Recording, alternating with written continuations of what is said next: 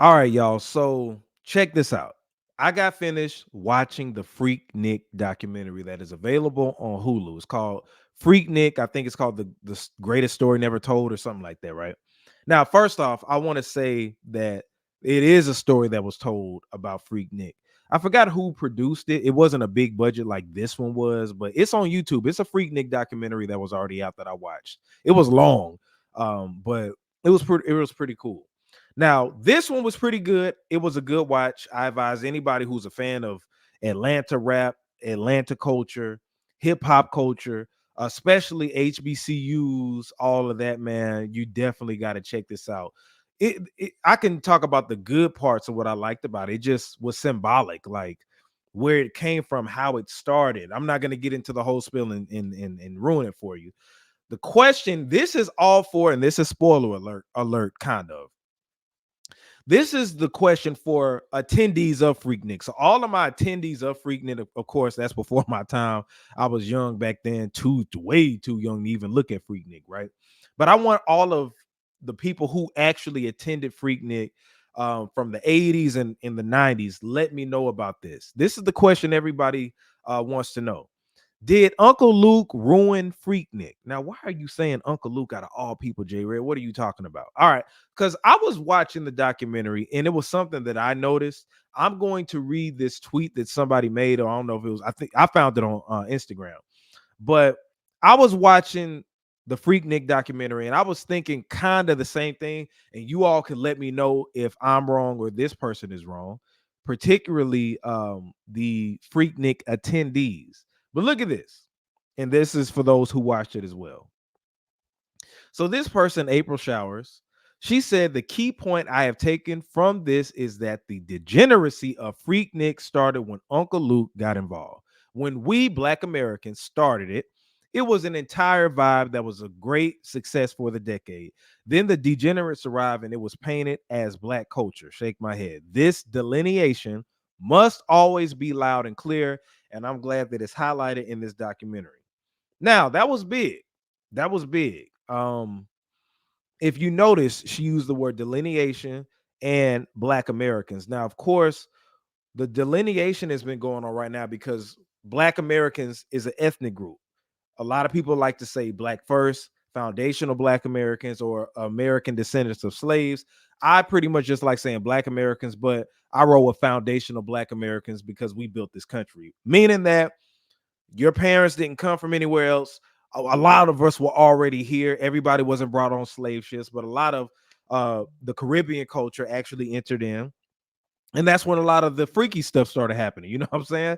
But Uncle Luke isn't a foundational Black American. This is no knock or no shade. This is what I'm just explaining what this particular individual was talking about.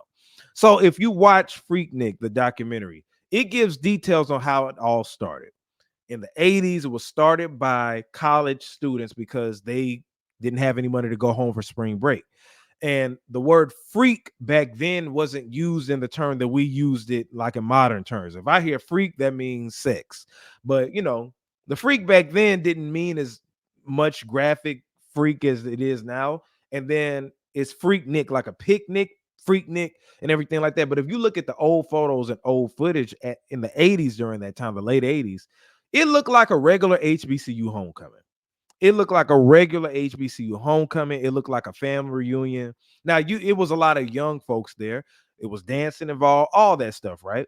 But when it started looking like it was getting ratchet, as far as women shaking their asses and all this other stuff, and it became about the sexual aspect, it looked like it happened once Luke came out.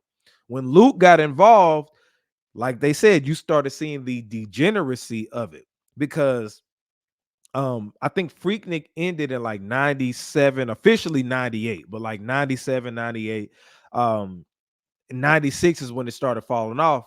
And a lot of people who I've heard talk about it said that it started just becoming too degenerate. It was a lot of stuff that happened in that documentary. I don't want to spoil it, but you started seeing a lot of the ratchet ghetto folks coming in, the street folks, the dusty Negroes coming into it and helping to ruin it. You know what I'm saying? Because think about this. If it started with HBCU students that didn't want to go home, I go to Jackson State homecoming periodically, right? And are there women that shake their asses? Yes. But and are there people that have sex? Yes. But it's not a big freak show.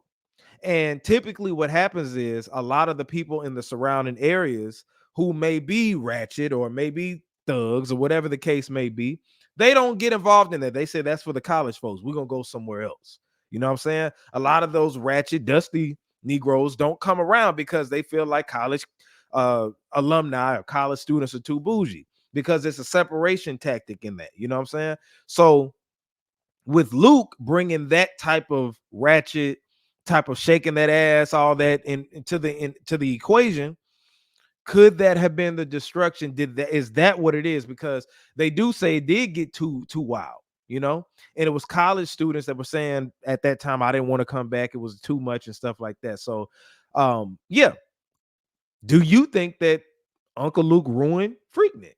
That's an honest question. Now, this isn't, now I know he was a part of Freaknik. Shout out to Uncle Luke, what he did for hip hop. Excuse me, what he did for hip hop as far as uh parental advisory on stickers and stuff, going again the freedom of speech. You know, I support that all day, but we have to keep it real. That's what it looked like to me. You know, now for the people who actually did attend Freaknik, you could let me know it is what I'm saying and this person is saying true or not. You know, I wasn't there, so I don't know. But from based off of this documentary, what I've seen, it looks like this tweet is correct. When Luke came around, that's when because he said it himself. I brought the freak in Freaknik. That's what he said. So with that, it's a gift and a curse. Yeah, you got to see more women shaking their asses, women have being sexually liberated, and men too. You know, people were meeting up to have sex and all that other stuff, right? But once you start making it about sex and being freaky and stuff, you open up Pandora's box for other people to get involved. And it's not what it was originally thought out to be, you know, so bad that the city of Atlanta had to shut it down.